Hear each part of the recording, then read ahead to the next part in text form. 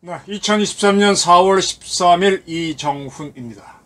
이재명 대장동 게이트에 의해서 이정근 민주당의 사무부총장 지낸 사람이죠. 이정근의 태양광 게이트가 점화되는 듯 합니다. 이 사건이 어떤 의미가 있느냐?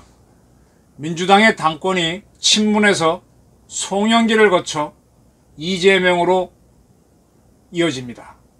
이 중에 핵심 고리가 대통령 선거에서 패배한 이재명이 어떻게 송영길 의원 지역구를 이어받아서 국회의원이 되고 당대표가 되느냐. 즉 송영길 이재명 커넥션인데 그 비밀이 일부 풀리지 않겠나 하는 기대를 만들게 합니다.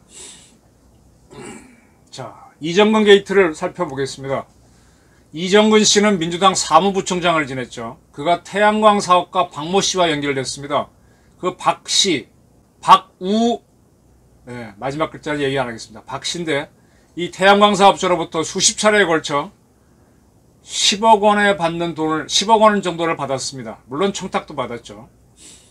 반년 동안 재판이 있었습니다. 이정근 씨는 강력하게 부인했는데 검찰은 징역 3년을 구형했습니다. 근데 법원은 3년 갖고는 안 된다. 죄가 너무 많다. 1년 반을 보탰습니다. 4년 6개월을 선고했습니다. 네. 이렇게 되면은 법원에서 심각하게 봤다는 얘기가 되겠죠. 법원은 이정근 씨 마지막 재판에서 이정근 씨는 서초갑 지구위원장, 사무부총장 등을 하면서 10억 원을 수수했고 또 일부 과정에서는 돈을 달라고 직접 요구했다. 죄질이 나쁘다. 그렇게 인정을 했습니다. 그런데 특이한 거는 이 이정근 씨가 일부 혐의를 인정했다. 자백했다. 네. 그리고 그 금품 중에 일부는 돈을 준 사람에게 돌려줬다. 이렇게 되면 이정근 씨에 대한 혐의는 사실관계는 거의 맞는 게 되죠. 이렇게 해서 징역 4년 6개월을 때렸습니다. 이 이정근 씨에게 돈을 건넸다고 하는 박모 씨는 지금 서울 마포의 국회의원, 네, 민주당이 다수이기 때문에 국회에서 체포 동의안이 부결됐지만 노웅래 의원한테도 6천만 원을 줬다라는 바로 그 사람입니다. 이렇게 해서 이정근 씨가 터졌는데 그런데 이정근 씨가 당시 수자원공사는 우리나라에 강이 많죠. 그 강에다가 댐을 만들어서 관리하는 회사입니다. 물론 당연히 공사고요.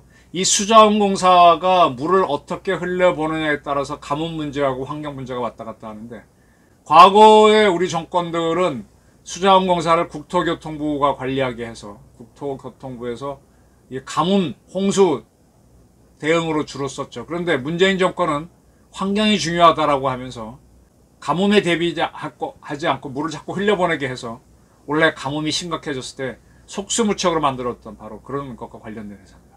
이 한국수자원공사에 감사위원으로 강래구 씨가 있었는데 이 강래구 씨한테는 오히려 이정근 씨가 로비를 했다는 것입니다. 이게 또 새로운 사실입니다. 그래서 깜짝 놀랄 사건이 터졌습니다. 자, 이 강래구 씨 사건과 관련해서 어제죠. 12일 날 검찰은 민주당 삼선의 윤관석 의원 압수수색하고 그다음에 강래구 씨 압수수색하고 등등 했습니다. 강래구 씨는 한국수자원공사의 감사로 있으면서 한국감사협회 회장을 겸임했습니다. 왜 했느냐? 네. 금품이 간 의심이 있기 때문입니다. 이 윤관석 의원은 송영길 민주당 전 대표의 오른팔입니다. 21년 전당대회에서 송영길 씨가 승리를 하게 되는데 그 이후에 윤관석 씨는 사무총장이 되죠. 그리고 이정근 씨, 문제의 이정근 씨는 사무부총장이 됩니다. 즉 이정근 씨는 송영길 대표 체제에서 윤정근 씨랑 호흡을 같이 사무총장, 부총장을 하면서 사무총장을 하게 되면 공천을 직접 다룰 수 있으니까 굉장히 실세가 되는 자리입니다. 그러한 그가 이정근 씨가 어떻게 사무부총장이 됐느냐? 네, 거기에는 뭔가 있었다라는 겁니다.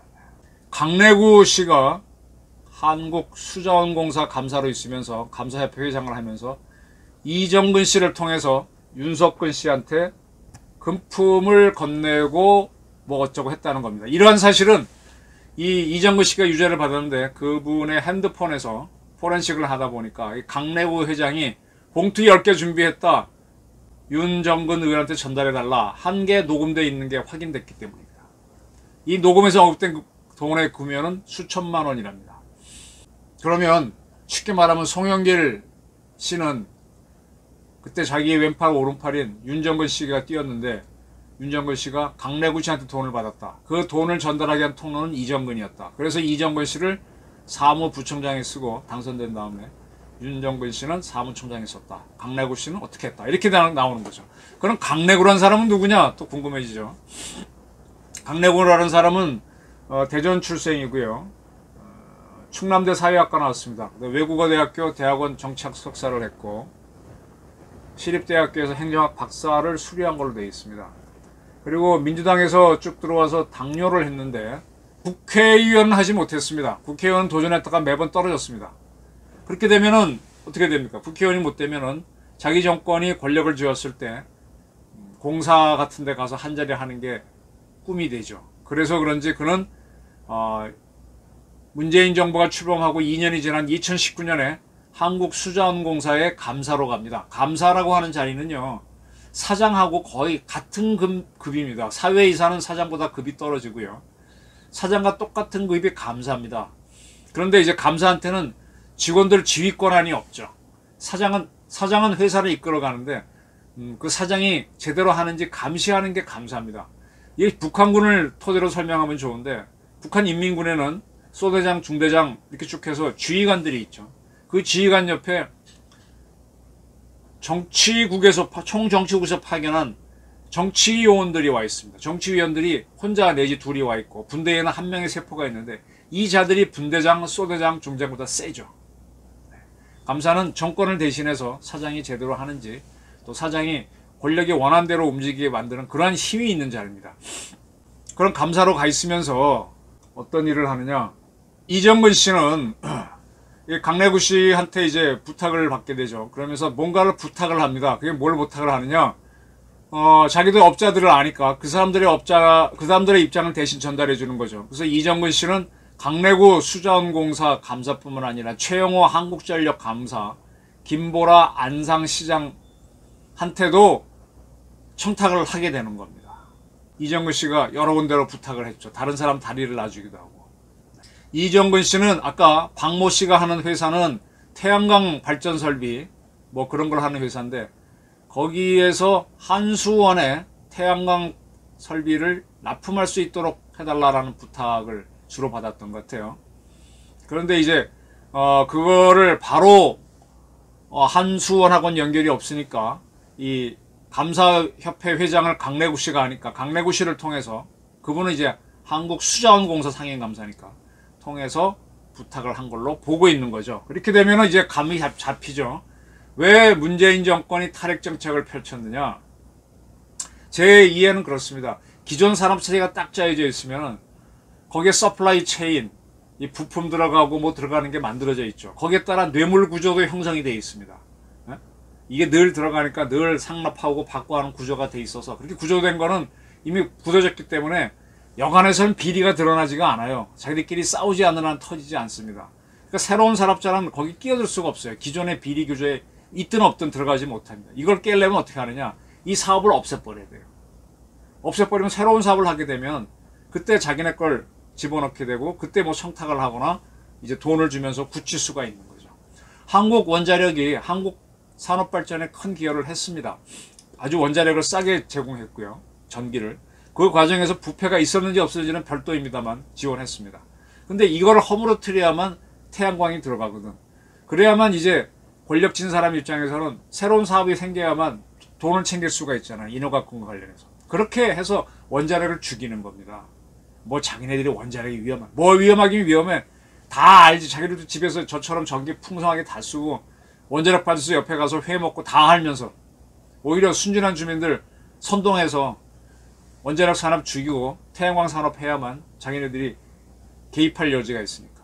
그런 구도입니다. 그렇게 해서 새로운 이제 뭐 부정부패가 생기면 부패구도가 만들어지는 거고, 아니면은 뭐 되게 부정부패 구도가 만들어지죠. 그래서 이 박씨, 아까 태양광 사업자는 골프장도 자기 돈으로 예약해주고 뭐 돈을 주고 뭐 그렇게 그랬다는 거거든요. 그런 걸 하기 위해서 이제 박래고 씨를 동원하게 되고 그걸로 부탁을 하게 되고, 그 다음에 당권을 지는 게 중요하니까 당권이 되는 쪽으로 노력을 하다가 송영길 씨가 당선이 되니까 윤정근, 이정근은 사무총장, 부총장을 하게 되는 거죠. 그리고 나서 이제 송영길 씨가 작년에 지방선거에 봤을 때 서울시장은 무조건 오세훈 시장이 이긴다는 게 명확 관화했죠. 민주당에서는 누굴 내세워도 안 됩니다. 왜? 박원순 성추문 때문에 안 됩니다. 그런데 굳이 송영길 씨가 나는 그런 거 안 나간다고 선언한 바가 있는 사람이 거길 출마를 합니다. 그래서 자기 국회의원 굴을 내놓게 되죠. 그래서 개항을 비워놓으니까 대통령 선거에서 진 이재명 씨가 거기에 출마를 합니다. 아주 민주당에서 길을 열어주죠. 아주 열어줍니다. 열어줘요. 뭐 경쟁도 없이. 그래서 거기 당선이 되면서 국회의원이 되고 당대표가 돼서 지금 당대표로서 자기 방탄을 위해서 최선을 다하고 있습니다. 대장동 게이트를 막고 있죠. 그리고 송영길 씨는 조용히 프랑스에 가서 그랑제코서 편안하게 지내고 있습니다. 도대체 저렇게 개항을은 민주당 사람이 가면 무조건 당선되는 데인데 저걸 왜 줬을까 이해가 안 되는 부분인데, 이정근, 윤정근 사건을 보게 되면 뭔가 좀 짚히는 게 있죠. 그래서 제가 좀 이 사건이 이정근의 태양광 게이트가 본격화되면 송영길에서 이재명으로의 이양, 커넥션 관계의 비밀도 풀릴 수 있다고 보는 겁니다. 그래서 이 사건이 굉장히 흥미롭습니다. 송영길, 이재명 커넥션까지 풀릴까? 네. 풀릴까요? 안 풀릴까요? 아마 지금 민주당이 이재명이 나서갖고 뭐 외신 기자들에 대해서 자기가 수사받는 게 어쩌다고 떠들고 있는데, 이제 또 하나의 방어책을 준비해야 될 겁니다. 점점 더 대한민국은 정치 격전지로 변해가고 있습니다. 저희 분석이었습니다.